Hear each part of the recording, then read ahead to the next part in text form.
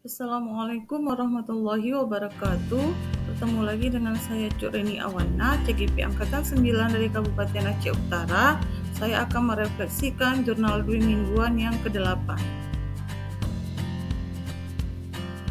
Kutipan dari Nadiem Makarim 2020, beban dan amanah kepemimpinan adalah menimbangi semua prioritas yang terpenting.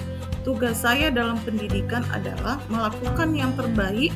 Apa yang diinginkan kadang-kadang belum tentu itu yang terbaik. Dan untuk membuat perubahan, apalagi perubahan yang transformasional, pasti ada kritik. Sebelum mengambil keputusan, tanyakan apa yang kita lakukan berdampak pada peningkatan pembelajaran murid. Refleksi dwi mingguan ke-8 ini merupakan lanjutan modul 2.3 dan akan dilanjutkan dengan modul 3.1, di mana kegiatan selanjutnya adalah demonstrasi kontekstual modul 2.3.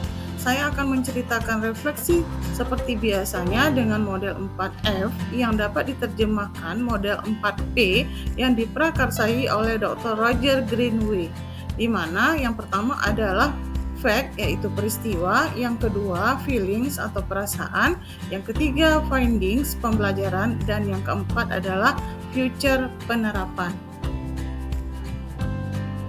Jurnal dwi mingguan ke-8 ini diawali dengan kegiatan demonstrasi kontekstual modul 2.3 pada tanggal 28 November 2023. Kegiatan dilanjutkan dengan demonstrasi kontekstual, yaitu modul 2.3. Pada kegiatan ini, saya mendemonstrasikan coaching untuk supervisi akademik. Kemudian dilanjutkan dengan memperagakan coaching dengan teman sejawat dengan menggunakan alur tirta dalam melaksanakan supervisi akademik. Kegiatan selanjutnya yaitu elaborasi pemahaman antar koneksi bersama instruktur tentang pembelajaran sosial emosional yang dilaksanakan secara daring pada tanggal 1 Desember 2023. Pada sesi kedua, pada kegiatan Pikon ini, kami saling berdiskusi bersama instruktur dalam memahami bagaimana penerapan coaching dalam supervisi akademik.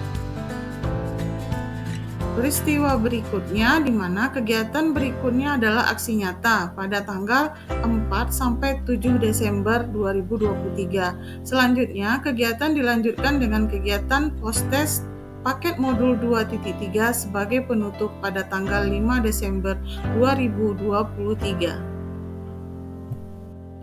Kegiatan berikutnya, saya memasuki pembelajaran modul 3.1 setelah saya menyelesaikan aksi nyata dan lokakarya ketiga pada modul 2.3. Sebelum lanjut pada kegiatan berikutnya, modul 3.1, terlebih dahulu saya mengerjakan soal pretest modul 3.1. Setelah itu, saya mengawali kegiatan mulai dari diri pada tanggal 1 Februari 2024.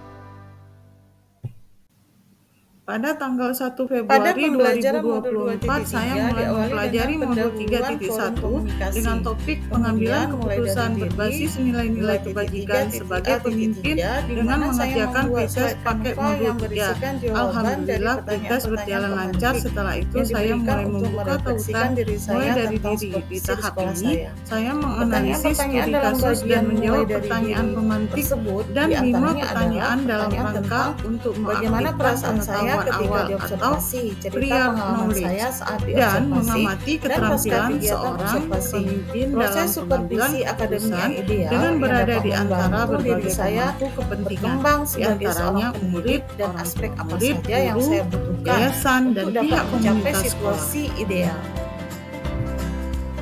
Pada tanggal selanjutnya, kegiatan dilanjutkan pada eksplorasi konsep forum tanggal 2 sampai tanggal 5 Februari 2024. Pada kegiatan diskusi ini yang membahas pengambilan keputusan berdasarkan 4 paradigma, 3 prinsip, serta 9 langkah pengambilan dan pengujian keputusan dalam studi kasus yang mereka dapatkan dan memberi tanggapan pada studi kasus calon guru penggerak lainnya dan bersikap reflektif, kritis, dan kreatif.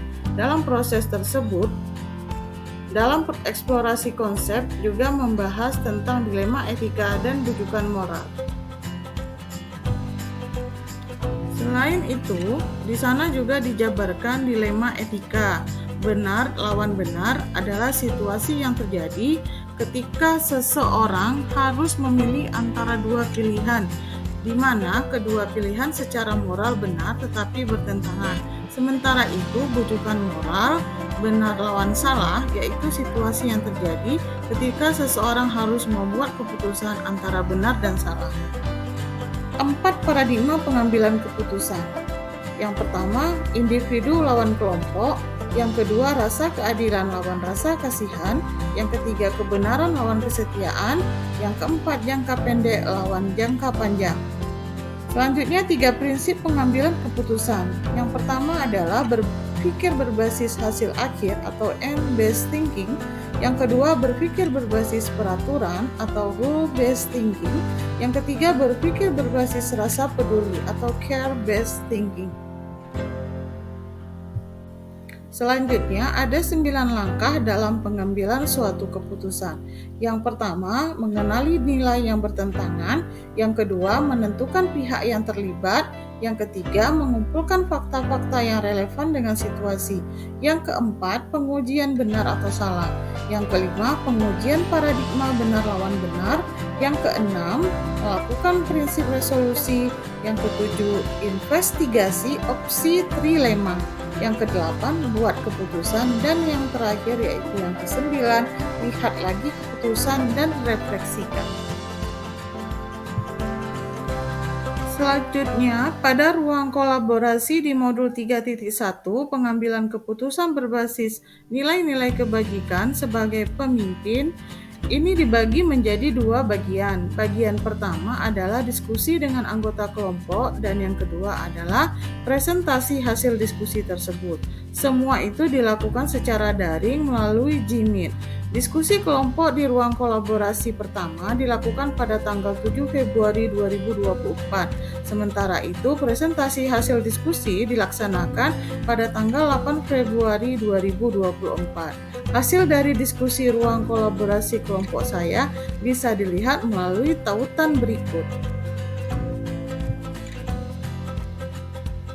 Perasaan saya ketika memulai mempelajari modul 3.1, saya merasa bahwa pengambilan keputusan adalah kegiatan yang sudah sering saya lakukan di sekolah.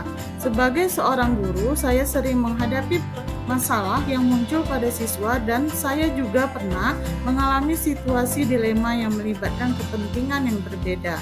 Namun, ketika membayangkan menjadi seorang pemimpin, saya merasa sangat berat untuk mengambil keputusan dalam situasi yang kompleks seperti dilema etika, terutama karena dunia pendidikan penuh dengan berbagai masalah yang kompleks. Namun, saya merasa senang dan bangga karena memperoleh kesempatan untuk mempelajari modul ini. Selama mengikuti modul ini, saya dapat melakukan praktek wawancara dengan kepala sekolah untuk mempelajari bagaimana mereka mengambil keputusan dalam situasi dilema etika. Hal ini memberikan saya pemahaman baru dalam mengambil keputusan dengan bijaksana dan tidak merugikan pihak manapun. Dalam wawancara tersebut, saya melihat bahwa setiap kepala sekolah memberikan jawaban yang beragam, namun tetap konsisten dalam konteks yang sama. Sebagai manajer, tugas mereka adalah untuk mengambil keputusan yang bijaksana dengan melibatkan stakeholder yang kompeten dalam menyelesaikan masalah yang dihadapi oleh sekolah.